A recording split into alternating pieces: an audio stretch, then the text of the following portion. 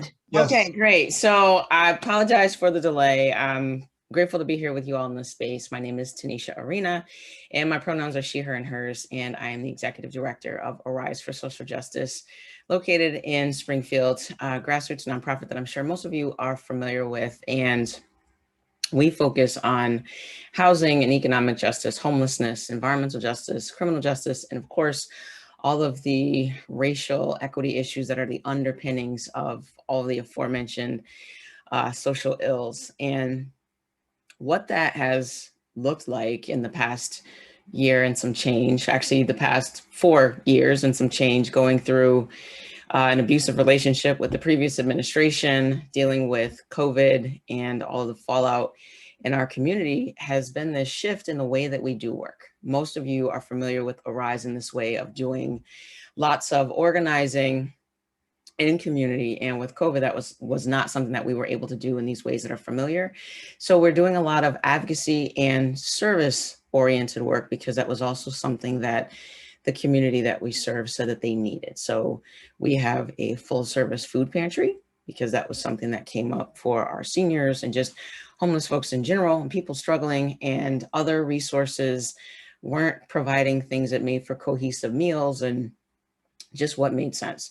So that's by appointment only. We've restructured the building so that we can maintain this forward-facing approach to community. And that looks like, how could I say to somebody who is homeless, like, oh, go online and make an appointment or call us, right? And schedule some time to come in. I needed people to be able to still walk in off the street. So that's something that we've been able to do, and keeping everybody safe. We've distributed hand sanitizer and masks and gloves and talked to people about getting vaccinated because right now with this variant, things are ramping up, right? And legislative priorities that we've been looking at range from environmental things, biomass in particular, which hopefully is dead, but still not dead, but let's make sure it's dead. And that's H3923, which is prohibiting biomass plants from qualifying for these credits if they're located within 5 miles of an environmental justice community, which Springfield is. And I'm proud to say we're no longer the asthma capital of the country, but that's not so great for Allentown, Pennsylvania, which has now come to number one. And also part of that is requiring that new biomass plants are at least 60% efficient. But why do we want to burn things for energy? Right? The person that spoke before me talked about climate change, climate justice, what that looks like. And I've inserted this into the conversation. This isn't about saving the planet. This is about saving us and future generations, because in our absence, when the humans couldn't go outside, the planet was recovering and doing just fine. Dinosaurs became extinct and the planet was doing just fine. We will become extinct and the planet will do just fine. So to me, climate issues are about self-preservation. How long do we want to live on this rock? And we've got to figure that out, because right now we're doing things that are not good for our survival on this rock.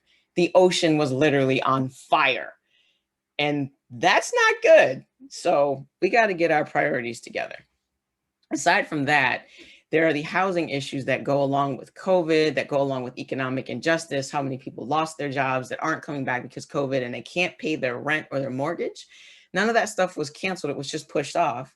So there's some housing legislation, HFA amendments 35 and 39 to S 2467 that dealt with the end of this state of emergency.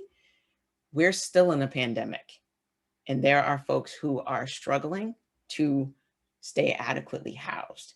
And we're hearing, well, we can't do that. But during COVID, we actually did. We did house people. There were resources, the allocation of monies to say, we will house everyone safely. Because if you're going to tell people that they need to shelter in place, you need to make sure that they have a place to shelter in. And we did it. And now, because capitalism says that COVID is done, oh, well, now we don't have to do these things, or we don't have the money. Yes, we do. This is the gaslight period. You didn't really see that. That didn't really happen. Actually, yes, we did. We housed people. We can do that. We have the resources because we did it. I saw it. You saw it. That was real. So these are just some of the things that come across my desk, things that are in my purview that I notice as a person who lives and breathes in this Black body in this country. And those are things that I also name in my role as the executive director of Arise, because that's important. It informs how I show up to this work and the things that I will talk about and the way that I will talk about them. Right. And who can receive the message? Representation matters. Right. So when I'm talking about this, it might not be the way that, a well-meaning white person shows up to talk about this, because maybe that's the thing that you can't even see. Something big that we did at Arise with the help of the Community Foundation with COVID emergency funding to support people. It's like, yep, we paid light bills and gas bills and water bills and everything else. We paid car insurance. We paid taxes. I mean, on the car insurance thing, when people ask me, well, why would you pay that? Because if your car insurance expires or gets canceled, then your registration gets canceled.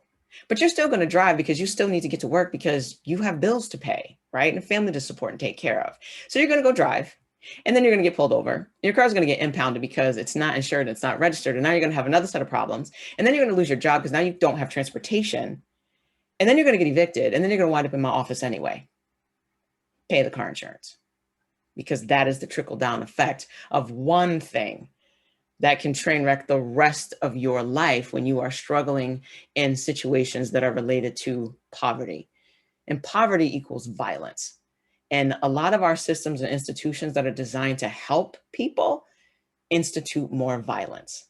And those are things that we have to examine. That's systemic and institutional issues that we have to tackle that would make all this other stuff go away. I've also posited that white supremacy and racism is the Windows 10 of this country. It's always running. It's also like high fructose corn syrup. It's in everything. And then you go look to see another thing and it's like, oh, it's in that too. It's always here. So that means even when we come up with solutions, they're coming from that place too, unless we are intentional about naming that and knowing it. And then we come up with solutions that dismantle that. And that's what I ask everyone in this work to think about when you're doing your work, being mindful about where it shows up and how you do your work and what that impact is, and do something about it. And I don't want to take up too much time, but that's all I'm going to say. I'll leave a few minutes if folks have questions. This is the first time that I've been in this space. So yeah, if folks have questions, comments, feel free. I can hang around for another couple of minutes. And it's been great having a little time to talk to you about the work that I do at Arise. We're on social media, www.arisespringfield.org. We're also on Twitter and on Instagram. Thank you so much, Tanisha.